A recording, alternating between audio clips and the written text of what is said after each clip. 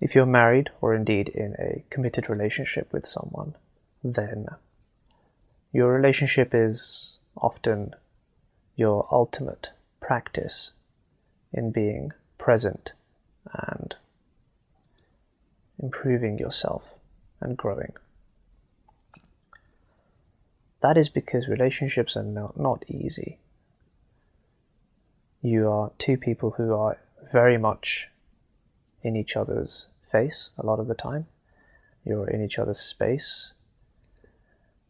Perhaps you have differing perspectives on a lot of matters, but you have to come to joint agreements on a lot of things. And these are all challenges, and the challenge is mostly to the ego. It's mostly to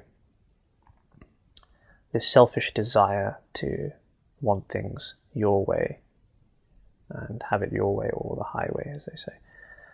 But obviously that's not healthy. That's not considered good practice in a relationship.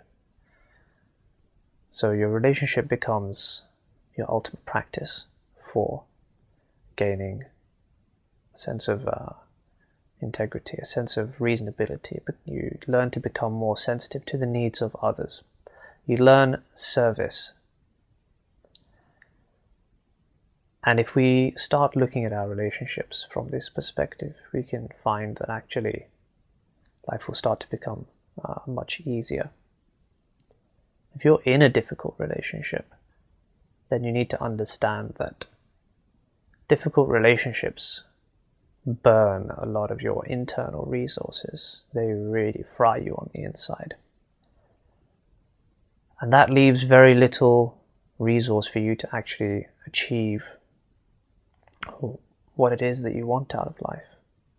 If you're exhausting your resources, your energy, every morning when you wake up and you have an argument with your partner, or if you have arguments throughout the day, if there's decisions that you're unable to make with one another, then what are you going to have left over to do the other things in life?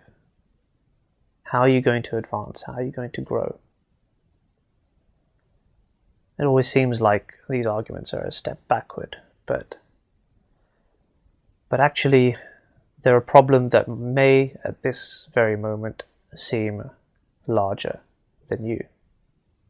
But to overcome a problem, to overpower a problem, you have to grow. You have to become bigger yourself. You have to do the bigger thing. You have to be the bigger person.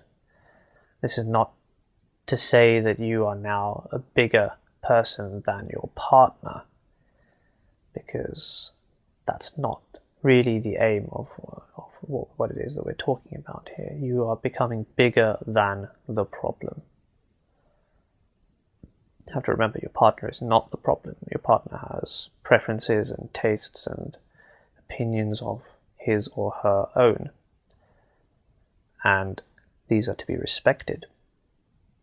This is the commitment that you have made. And in doing so, you will find a personal growth. You'll find a sense of peace. And out of this peace, a great many other things will arise. I know within the religion of Islam, it's said that getting married is completing half of your religion. That doesn't necessarily mean the act of getting married is completing half of your religion. It's successfully managing your relationship and being in harmony with your partner is completing half of your religion. It is you gaining a sense of unity with the closest part of the world to you, your partner. Your partner is the greatest manifestation of what it is that the world represents for you.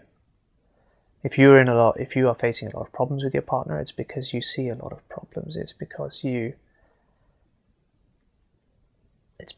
yourself have issues with various things about the world.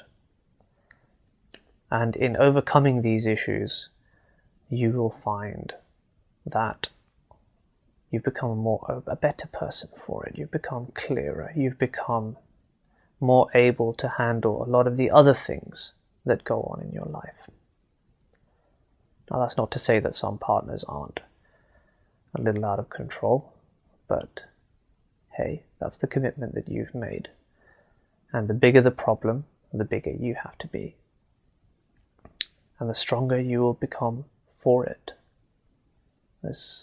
And this is something that other people will see on some level, but won't perhaps be able to verbalize. But it's something that we all respect.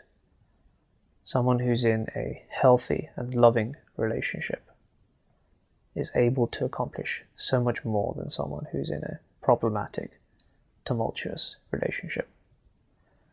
So your relationship is your practice for life. It's your commitment to yourself and to your partner to become a better person, to become bigger than whatever it is that you've had to face together. So be good to one another.